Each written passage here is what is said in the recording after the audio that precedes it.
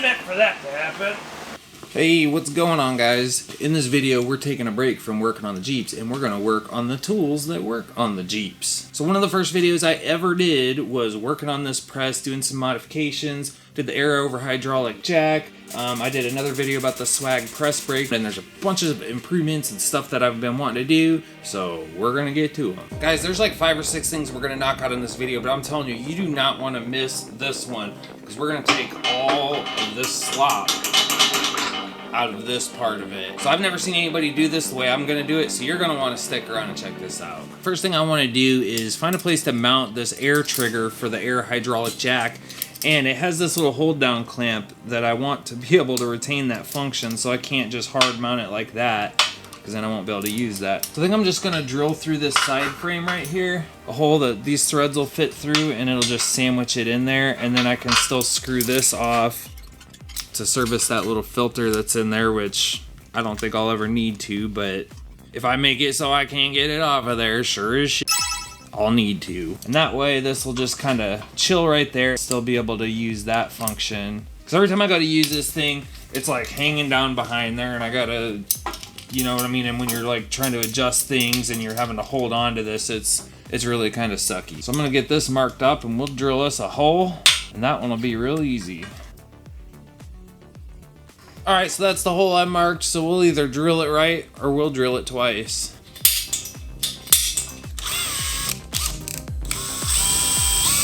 Oh, this bit's dull.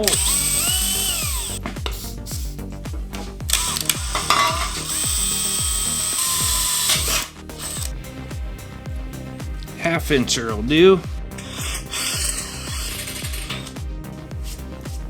Ooh, I need to hog her out just a little bit. So since this is a little thicker than I thought, and this is pipe thread, and pipe thread tapers, so the farther you get it in, the tighter it gets. So if I can't get it in far enough, it won't get tight. So I'm gonna use this Loctite 592 thread sealant. This stuff works a lot better than your typical Teflon tape. So hopefully she seals up. Oh boy, we laid her on there thick with 2 damn C's.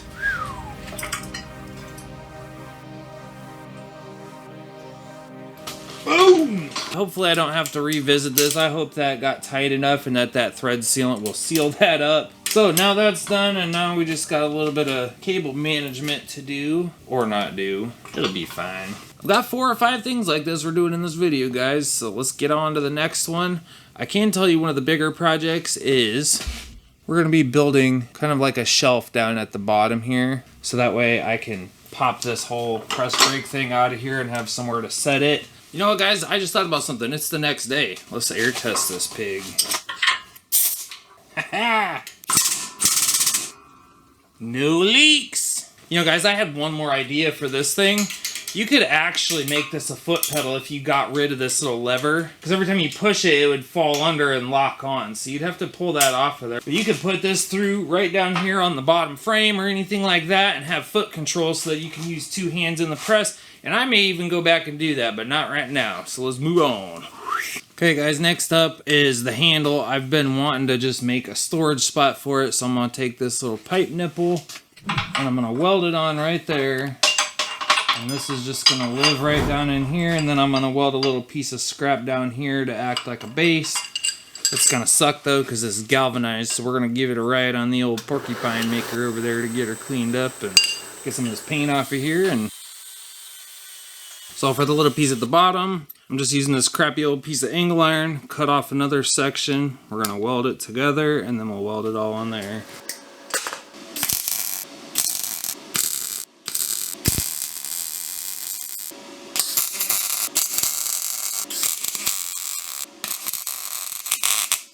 Oh, we got a dripper. Tried welding up a damn hole.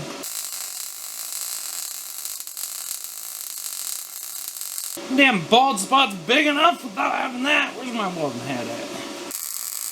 Ooh. Don't think that's going anywhere.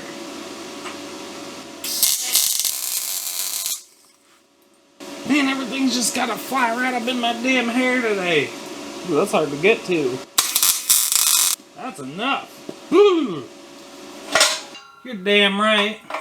About time I got somewhere for this little bugger of a handle. Guys, if you hear something weird, it's just Hurricane Iowa going on out there. My garage door's bouncing all around. I've got a set of Dimple dies from Eastwood, and I don't have a place for them. So what I want to do is weld some studs on here so these will sit up here without falling. I'm just going to find some bolts or something to weld on here to hold these guys.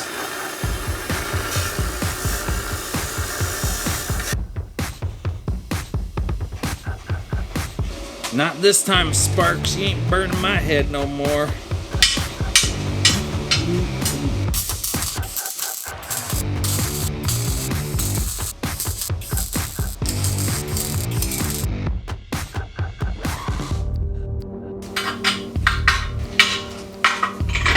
There we go. It ain't going nowhere.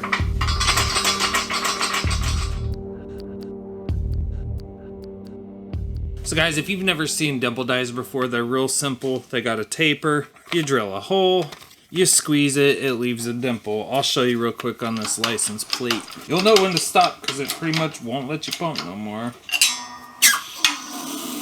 And there's the little dimples you get. Super nice for making cool little panels. This was the Eastwood set, and this is the most affordable set you're gonna find. But yeah, I'll leave a link to these ones down below. I'll also leave a link to my air hydraulic jack, the swag press brake, and a couple of the other goodies that I used in this video.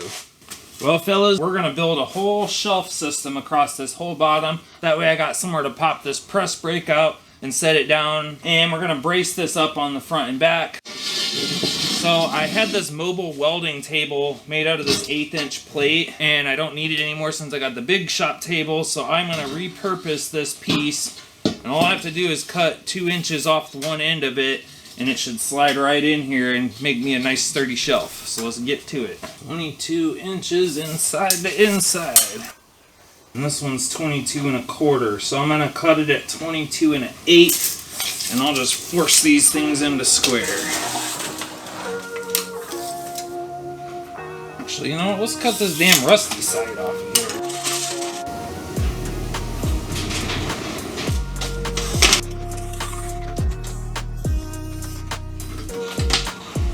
Well guys, I picked this thing up so that I could do circles with the plasma cutter. It's kind of handy. It's got a pivot point that digs in and whatever, but you can screw this off of here and just use it as a nice guide for rolling along a straight line. So that's what we're going to do here.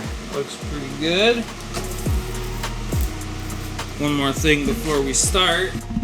See, I'm running a box fan with a filter on the back of it. Plasma cutting makes some really nasty dust that makes you choke a lot, and it's too cold outside to have the door open, so this is how we're taking care of it. Shop hacks for you.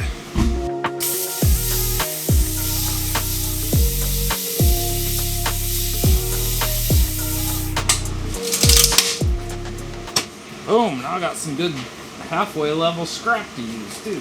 Here's a little bonus tip for you guys. You don't have to grind off this little slag or dross that comes on the bottom. I actually think it's easiest just to grab onto it with a pair of pliers. It just breaks right off.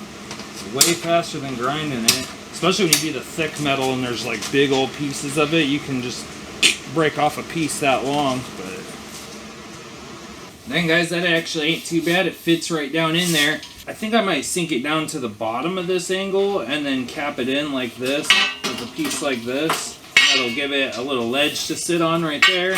So I guess I gotta cut these now. Go with that same 22 1/8.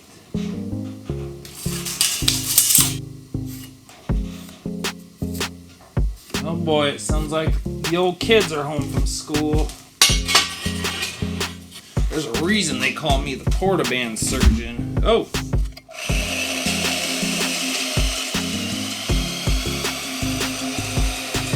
Do a double cut on this one.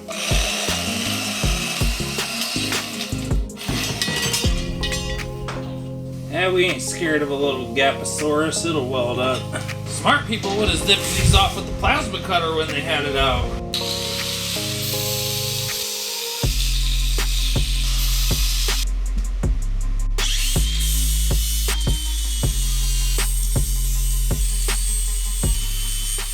So since my little piece of flooring I want to be level with the bottom of this, it's only going to be supported on the front and the back. I don't want it drooping, so I'm going to take this piece of angle, put it right under here, weld it on the bottom side, And that way when this big old press brake's sitting here, it's got some support and it doesn't just bend my piece down.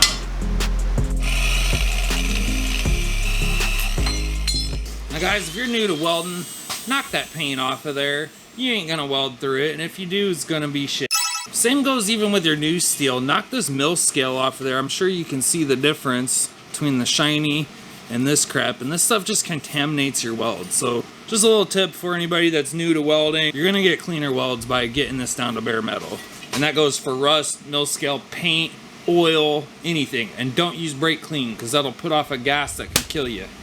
Oh boy, this is gonna be a problem. It looks like we're gonna have to lift this thing up to be able to grind the paint off the bottom and weld on the bottom, so I'm gonna lighten her up a little bit. And this way, you get to see how this press brake comes out of here. Woohoo! That's all there is to it, guys, but this thing probably weighs 50 damn pounds. Ain't even lying. Oh yeah, boys, we're getting her into high-speed, low-drag mode. Way more manageable now. Oh boy. Probably gonna leak oil out of the jack, but we'll be quick about it. Hello? Damn kids, I swear. To be continued. A few minutes later.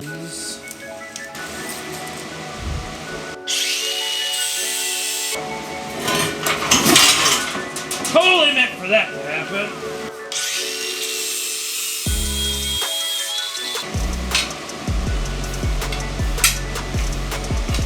Safety switch engaged. That's the helmet was right there.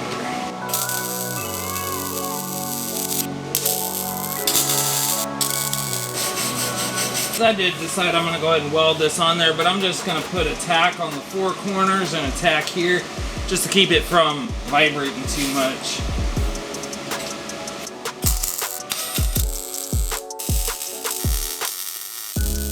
That ought to do.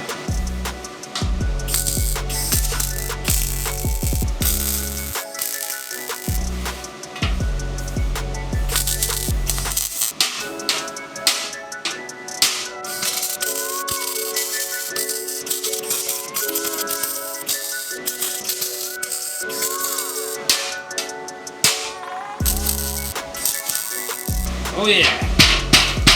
She's beefing, boys. So now, let's flip her up.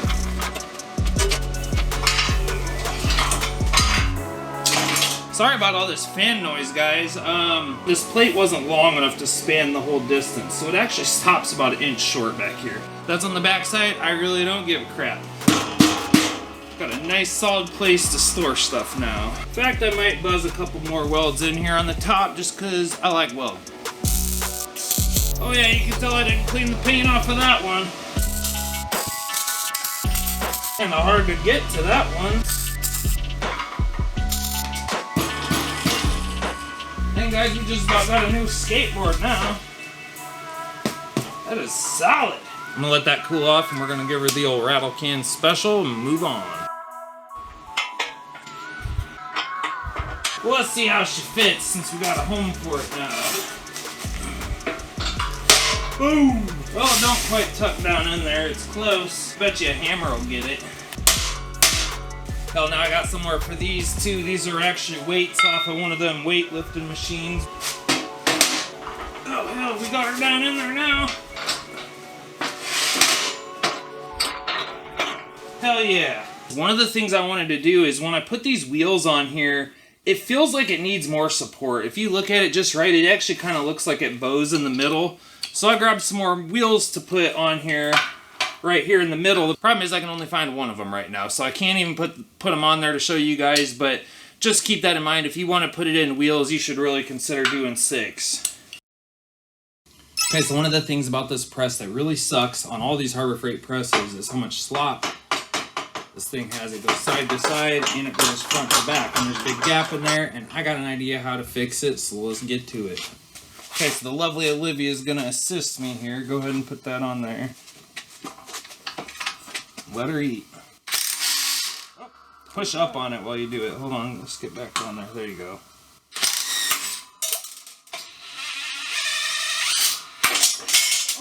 Oh God. You alright? Cut. Yeah. I'm fine. Please. The good news is we got enough of there. So guys, there's probably a lot of ways you can do this, but this is what I'm going to do. So this piece sandwiches around here, and what I'm going to do is take these plastic nylon bolts. These are actually toilet hold down bolts. It's all I could find at the hardware store, but I figured it'd be better to have some kind of plastic on metal than metal on metal. So anyway, I'm going to weld nuts on here, probably 2 on each side, and a couple right here because this thing rocks back and forth here. So after I weld the nut in, I should be able to just screw this in until it's got just the right amount of stick out on both sides, and then lock it down with this second jam nut. So I'm gonna put you in high speed mode and we're gonna drill a bunch of holes.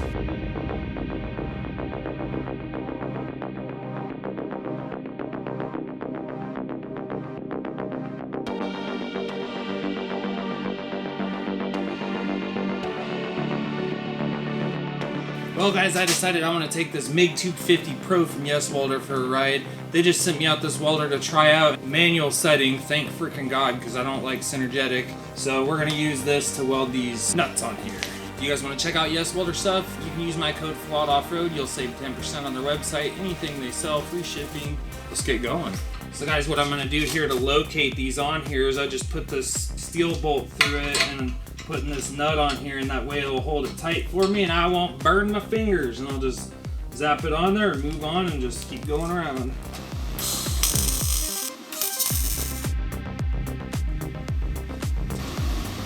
That's probably warm.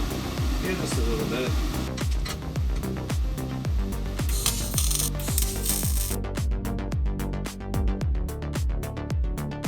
So guys, you might laugh at this, but I went to the store looking for nylon bolts to use for this.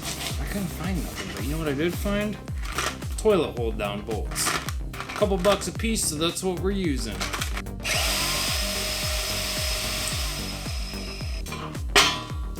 See, I've got those ones in the bottom already.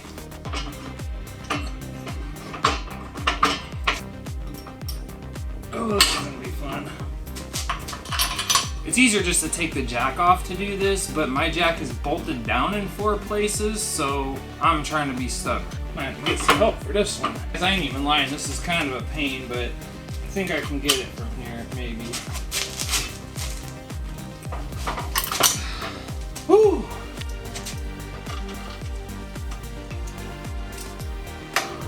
Come on, don't do me like that.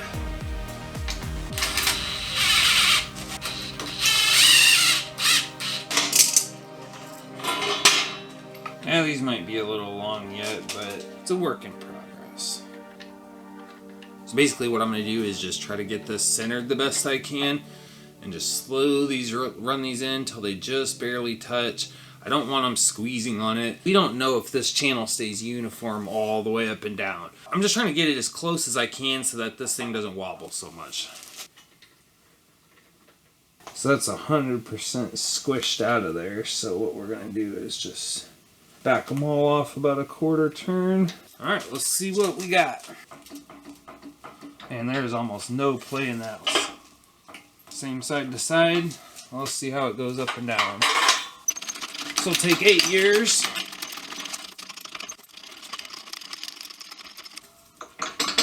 Absolutely no play in this, guys, and let's see how it does return in.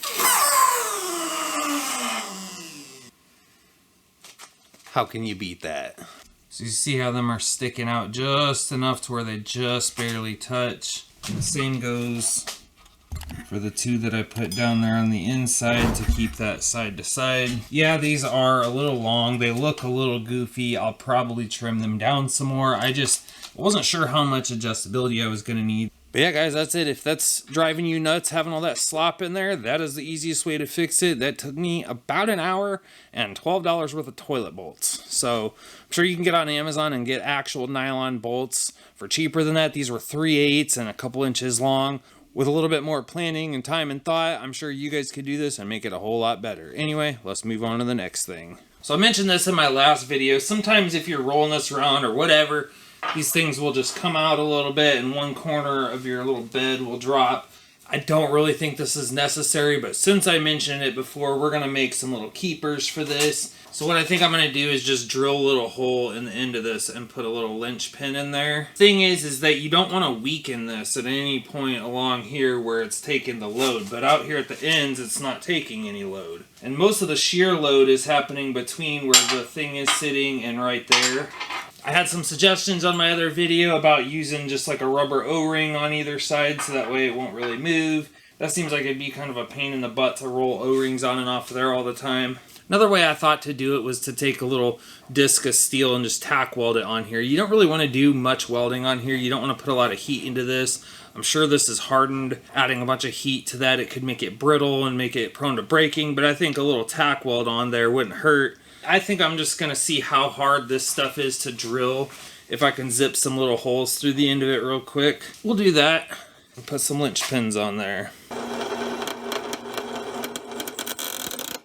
Whoa. Okay guys, there's one. This is some sort of hardness. You know, it actually started drilling pretty good and I got about halfway through and then my bit just started chunking really bad. Honestly, I really don't know that it's worth it to do this. I wanted to do it to show you you could do it. So I don't think I'm gonna do all 4 of them. So if you wanna do it, it can be done.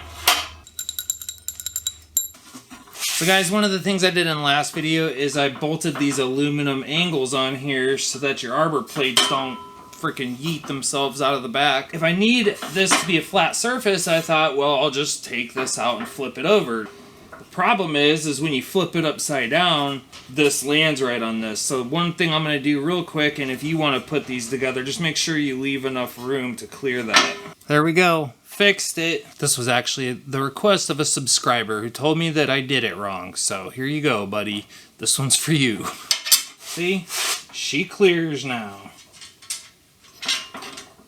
Anyway, guys, if you want to check out that other press video, I'll put it up here. If you want to check out the swag press brake video, I'll put it down there. Thanks for watching, and I'll see you next time.